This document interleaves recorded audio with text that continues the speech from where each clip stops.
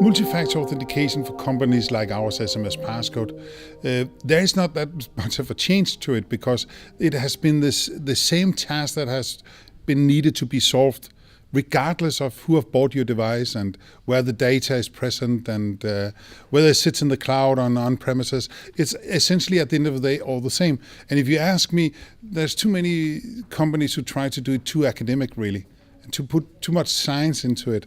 At the end of the day, it's the same as it's been for ages. Since Turing built the first machine in 1948, we have a collection of data and we have some functionality on top of it. That's what we call applications very often. And then we have access to it. And just like it was back then, we just still have to ensure that if we don't want anyone to have access to that data, we have to ensure that it's only the right person who logs in. So you can say from a broader, higher perspective, it's still all the same. And for a company like ours doing multi-factor authentication, it's the real drivers is actually you having access to all of this data from everywhere.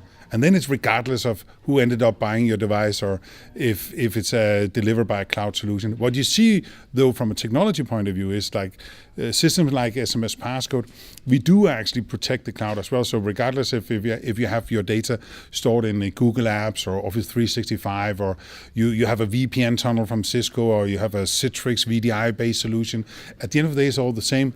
And you will see vendors like us, of course, need to adopt to these kind of environments. And I think some of the stuff that is unique about our solution, SMS Passcode, is that we started off later than many other in this space did.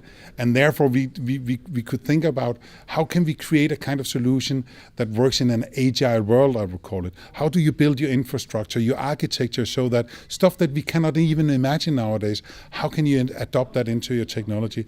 Whereas if you started out like 20 years ago, back then you couldn't consider cloud computing or even the internet. So therefore you might end up and keep being stuck in a kind of an architecture that is not capable of evolving and adopting to new agile kind of technologies. And therefore I think some of the newer, more you can say younger companies like ours, which is actually a dinosaur in this. We are from 2005, which is like a dinosaur in this business. But back then, we did have an idea of that the stuff is going to change. The world is going to change. We need to be able to ensure that we don't lock our architecture down so we cannot evolve it. And one of the things we have done, for example, is that we can add extra factors into our solution. And the latest one we did was this geolocation kind of thing, which is another factor, being able to see the end user's IP address. And based on the end user's IP address, we can see he sits in Wales, he sits at this particular venue, and while he is doing that, he's allowed to do this and that. So that's an example of having a kind of technology that can adapt to changes in the world. Because I think we will probably, when we sit here, you and me, in 20 years, be surprised about the stuff we do, which we have no idea about nowadays. The stuff is moving so fast that it is important to think about. But the good news, you can say, the good news is really, from a higher perspective, is all the same. It's a bunch of data with a collection of functionality on top of it that we have access to, and that's like the essence of IT, and has always been, and probably for the next many years, it's going to be the same. It's just going to have a different flavor, and I guess marketing is probably going to wrap it in some other colors.